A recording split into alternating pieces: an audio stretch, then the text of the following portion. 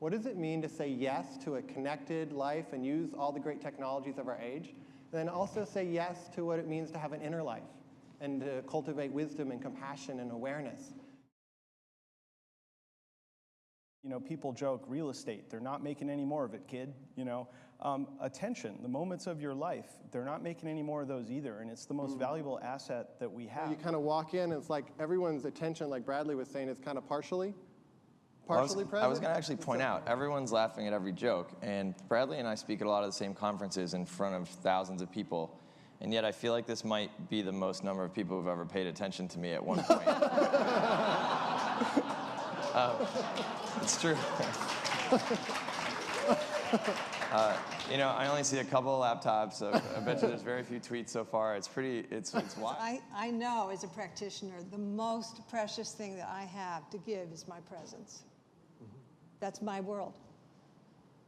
There's nothing really more than that. We only recently started to do orientation, right, with new hires and give them some guidance about what should happen when they come in. So we were thinking about, well, what are the principles that we want to make sure people understand when they come in here? And the main principle that I present in my orientation is that I ask them to pay attention to what they're doing. That's the number one thing? That's the number one thing. That's kind of what I ask. It's beyond do a good job, right? But it's pay attention to what you're doing. About 9 months ago, I realized that I wasn't happy.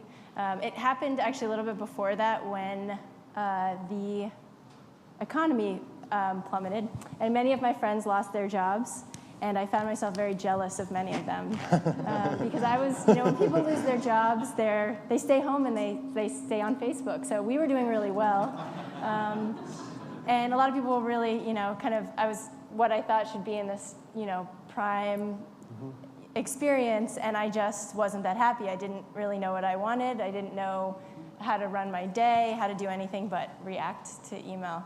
And with the only kind of a shift in attention towards mindfulness, I'm just worlds happier. I'm not sure that we can actually divide our attention.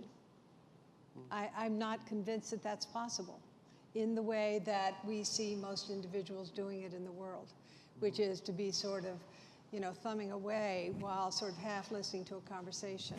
That's not enough of the subtle information that I feel is nourishing to the human psyche, that is necessary for us to actualize our full humanity. Challenges is maybe, so I may agree with you on the not being able to divide your time, but I think what happens so much, particularly in groups like this who are pursuing consciousness, et cetera, is they're very dismissive of those other electronic interactions, though, as if those aren't worthy of attention and presence, as if those aren't meaningful. Yeah, I think just like with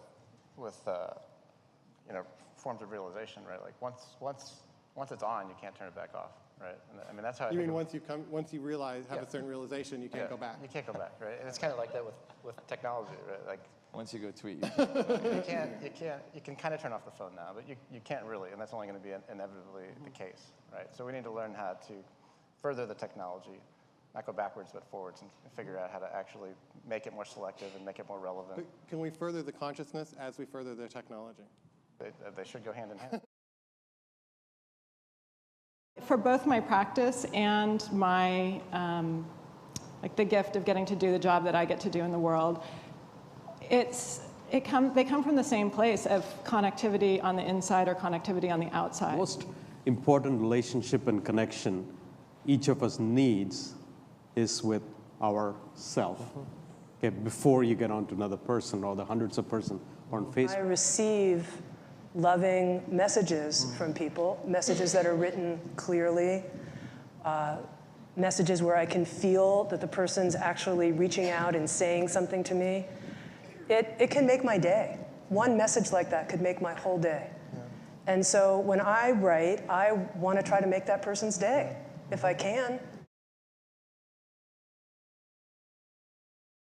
I think the tools that we have today give us an opportunity to touch people in such a profound way, and touch more people. The other thing that tends to be with people who view themselves more wisdom or spiritual is that they're scared of technology, and they're scared of the internet and what's happening. Everybody's shaking their head, yes. It's true, right? So we have to find a way to make it so that it's not this intimidating, scary place that's going to pull you apart from yourself and your loved ones and whatever else where we might go with it in our minds, but really to channel it and say, okay, here's how I can connect, and it's okay for me to do 3 tweets a day, but I can't do Facebook and I can't blog, and that's okay. But choose the things that make you feel connected. When you're dialoguing online, you might have somebody pose a question. You might reflect upon that for several hours, and then you're really speaking from your heart. And the communication within the community, because of the technology, is deeper. Each one of our online experiences is unique, and we have to bring the same sort of both mindfulness and heartfulness to our choices with each online experience as we do to every other part of our day, and balance it against, what we're going to do with this one wild and precious life of ours. Our culture has, for the last 5 years or so, just been focused on how do we live constantly connected and create all these amazing technologies. And it feels like now we're entering this new movement, which says these technologies are awesome, and at the same time, what does it mean to do so consciously and effectively and wisely